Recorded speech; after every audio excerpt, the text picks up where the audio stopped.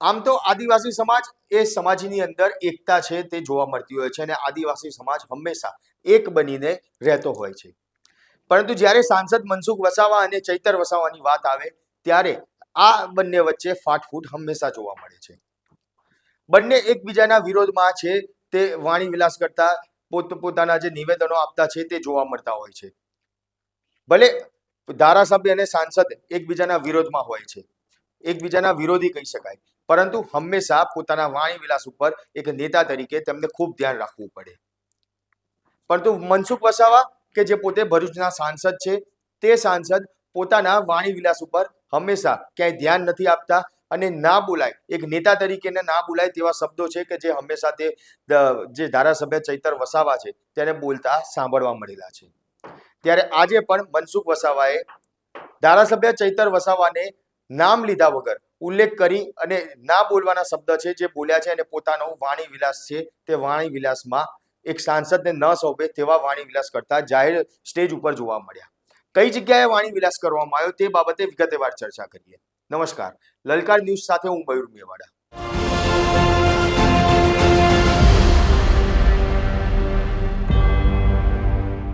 ચૈતર વસાવાનો જે ગઢ કહેવાય ડેડિયાપાડા, કે જ્યાં ચૈતર વસાવા આમ આદમી પાર્ટીમાંથી ડેડિયાપાડાના ધારાસભ્ય છે. આ જ ગઢમાં આજે ભાજપ દ્વારા આદિવાસી સંમેલન છે તે મળ્યું હતું.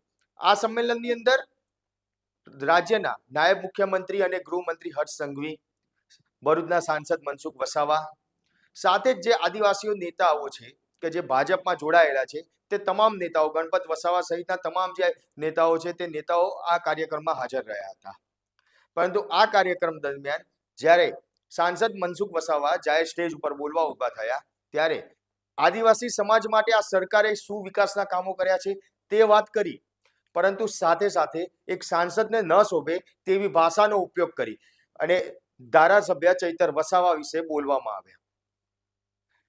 ભલે પોતાના એકબીજાના વિરોધી હોય, પરંતુ હંમેશા પોતાના વાણી વિલાસ ઉપર તેમને ધ્યાન રાખવું જોઈએ, કારણ કે તે પોતે સાંસદ છે, તે પોતે એક નેતા છે અને જાહેર જીવન સાથે જોડાયેલા વ્યક્તિ છે અને સામે તે ધારાસભ્ય વિશે બોલી રહ્યા છે.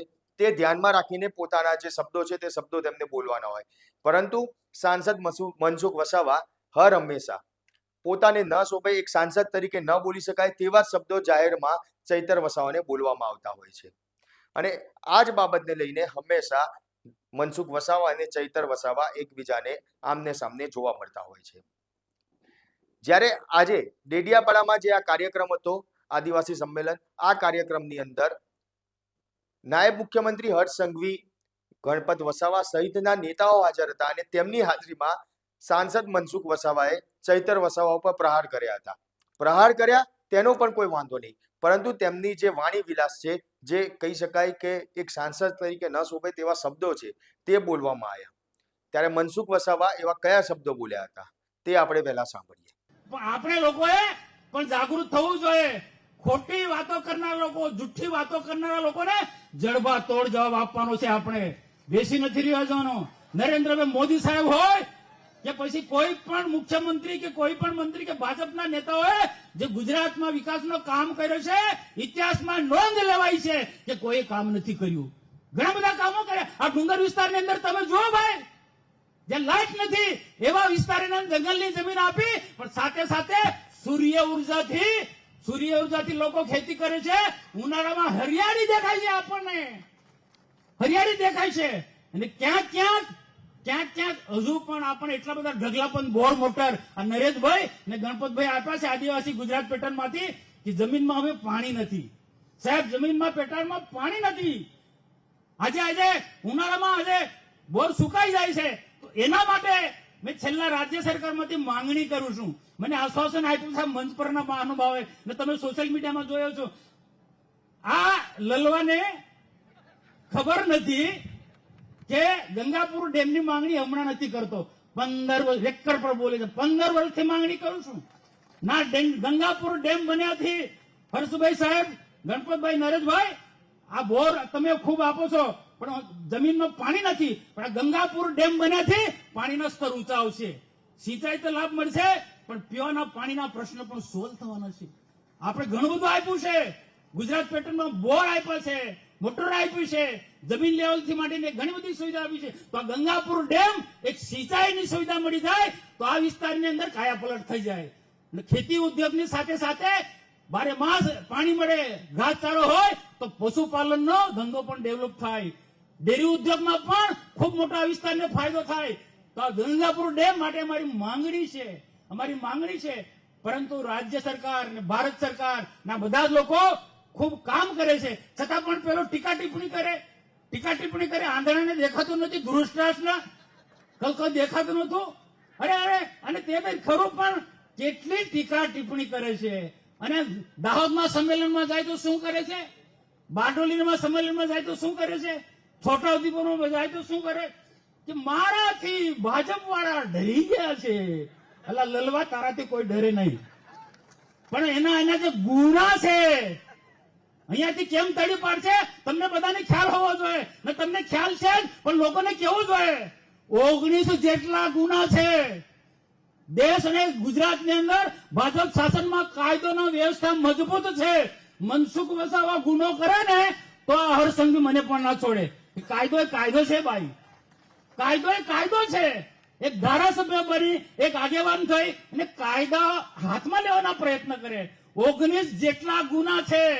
કેટલાક ફોરેસ્ટ અધિકારીને ઘરમાં બોલાવી ને ગેંજીને માર્યા છે, કેટલાક પોલીસ અધિકારીને માર્યા છે, જીબીના લોકોને માર્યા છે, કેટલાક સામાજિક કાર્યકરોને માર્યા છે. અને છેલ્લો ગુનો હમણાં સંજયભાઈ વસાવા તાલુકા પંચાયતના પ્રમુખ, એક્ટિવિટીની મીટિંગ હતી, વાદ વિવાદ થયો.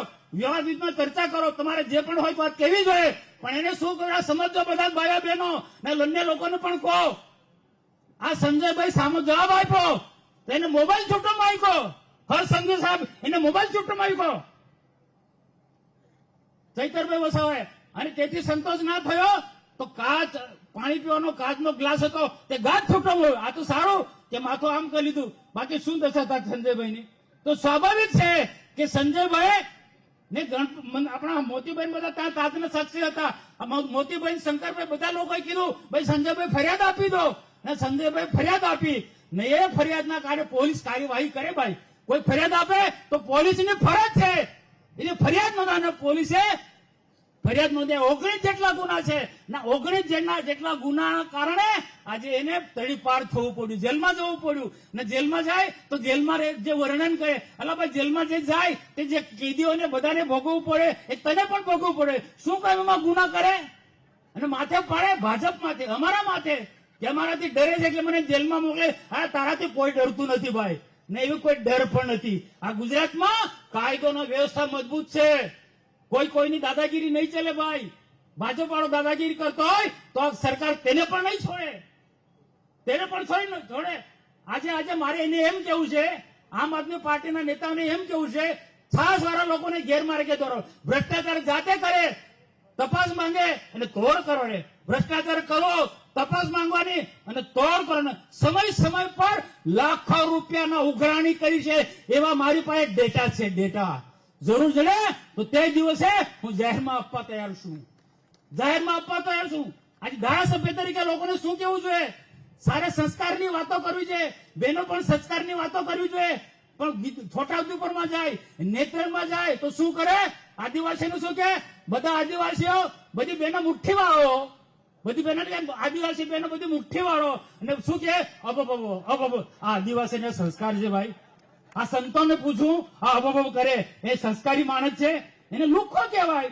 અગાઉ પણ મેં કીધું ને આજે પણ કહું છું, જે અભાવો છે એ લુખ્ખો કહેવાય. ધારાસભ્યને શોભે ભાઈ. અરે યુવાનોને યોગ્ય દિશા આપ. જે મારા હરસંઘવી સાહેબ યુવાનોને યોગ્ય દિશા આપે છે. પ્રશાંતભાઈ યુવાનોને યોગ્ય દિશા આપે છે. નરેશભાઈ અને ગણપતભાઈ વિકાસના કામો કરે છે. આદિવાસીનો સાચા અર્થમાં આદિવાસીના વિકાસના માર્ગે લઈ જવાની વાત કરે, એવી વાત કરને ભાઈ. તો આવા લોકોને ઓળખવા પડે. નાવની આવનારી તાલુકા પંચાયત, જિલ્લા પંચાયતમાં એમને સુપડા સાફ કરી નાખવાનો છે. જો કેન્દ્રમાં ભાજપનું શાસન છે, કેન્દ્રમાં નરેન્દ્રભાઈ મોદીનું શાસન છે, ગુજરાતમાં ભૂપેન્દ્રભાઈ પટેલનું શાસન છે. અત્યાર સુધી તો ઘણા વિકાસના કામો કર્યા છે, પણ આના કરતા પણ હજુ વધારે વિકાસના કામો કરવાના છે. સરકાર કરોડો રૂપિયાની ગ્રાન્ટ આપશે, પણ નીચે તાલુકા પંચાયત ને જિલ્લા પંચાયત ને સરપંચો પણ આપણે હોવા જરૂરી છે. ધારાસભ્ય ચૈતર વસાવા અને મનસુખ વસાવા બંને આદિવાસી સમાજમાંથી આવે છે, બંને આદિવાસીઓના આગેવાનો છે. તેમ છતાં પણ હંમેશા એકબીજાના વિરોધમાં જ જોવા મળતા હોય છે. હંમેશા એકબીજા ઉપર પ્રહાર કરતા છે તે નજરે પડતા હોય છે.